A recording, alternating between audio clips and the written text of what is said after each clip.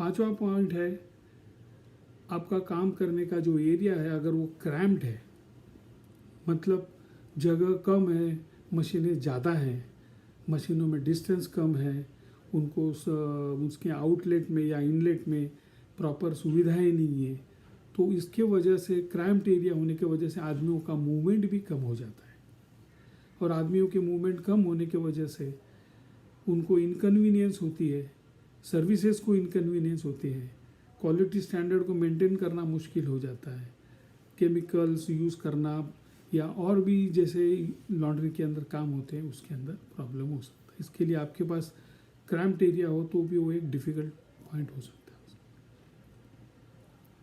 6वां point है improper utility machines.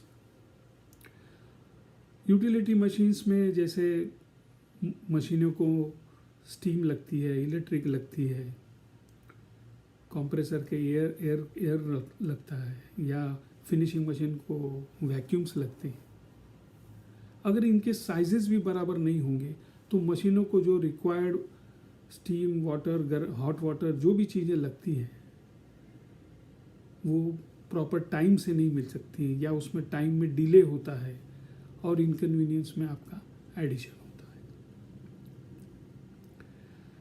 Adequate ventilation, अगर आपकी लॉन्ड्री यूनिट में प्रॉपर वेंटिलेशन नहीं है, ये भी एक आपके काम को डिफ़िकल्ट सिचुएशन में लाने वाला पॉइंट हो सकता है।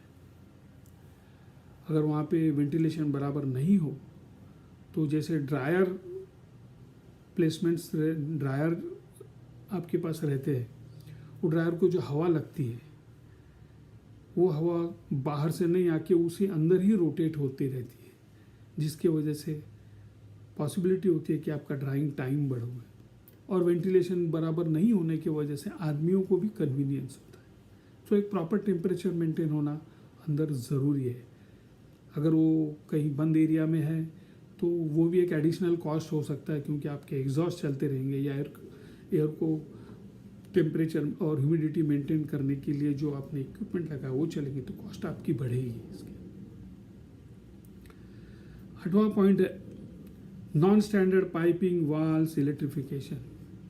अगर आपकी जब ओरिजिनली लॉन्ड्री बनाई गई थी उस वक्त अगर आपके पाइपिंग की साइजिंग बराबर नहीं है, आपके वाल्स बराबर नहीं है, आपकी इलेक्ट्रिफिकेशंस बराबर नहीं है, या जैसे जो स्टैंडर्ड एक प्रोसीजर होता है उसके हिसाब से नहीं लगाए गए हैं, तो मशीनों का चालू होने के लिए या ऑपरेट होने के लिए जो टाइम लगता है वो टाइम डिले होती जाता है।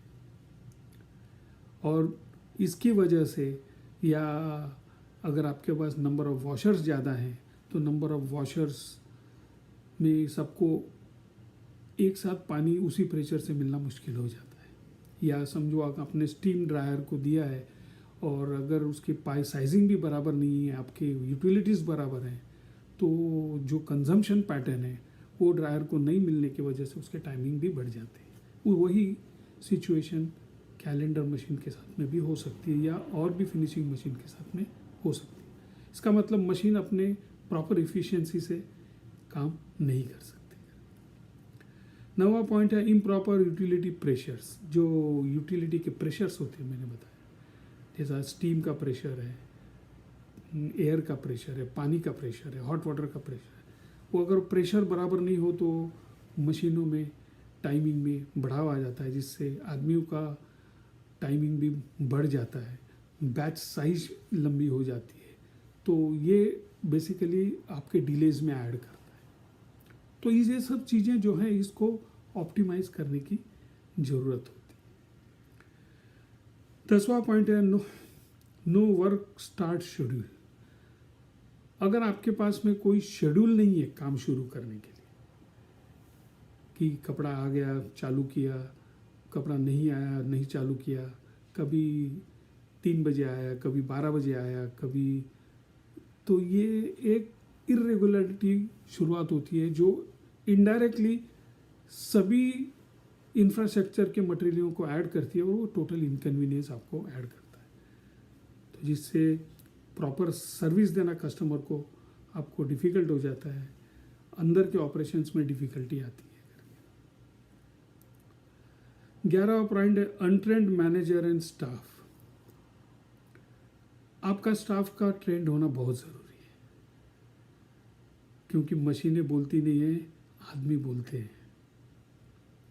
तो ये आपको ज़रूरी याद रखना पड़ेगा कि अगर आपके पास आपका मैनेजर, आपका सुपरवाइज़र आपकी लॉन्ड्री के साइज़ के हिसाब से अगर वेल ट्रेंड है, तो उसके साथ काम करने वाले जो स्किल्ड एम्प्लॉयज़ हैं उनका भी मनोबल सही रहता है।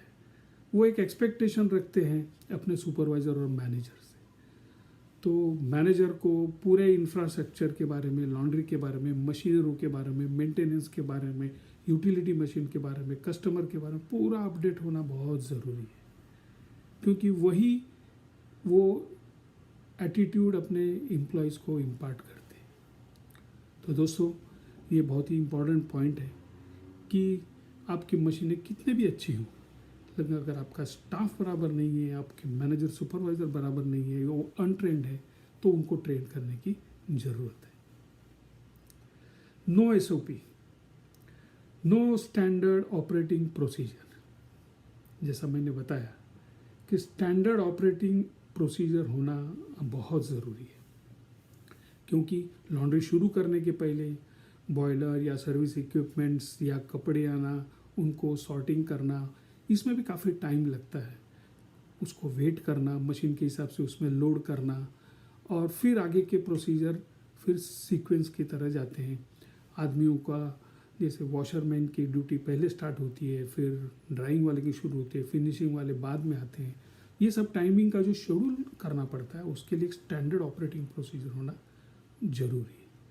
इसमें मेंटेनेंस के भाई स्टाफ आ गया कि जो एक प्रॉपर आपको सेटअप बना के दे, जिसके वजह से आपका काम इजी हो करके। 13वां पॉइंट है नो प्रॉपर मेंटेनेंस।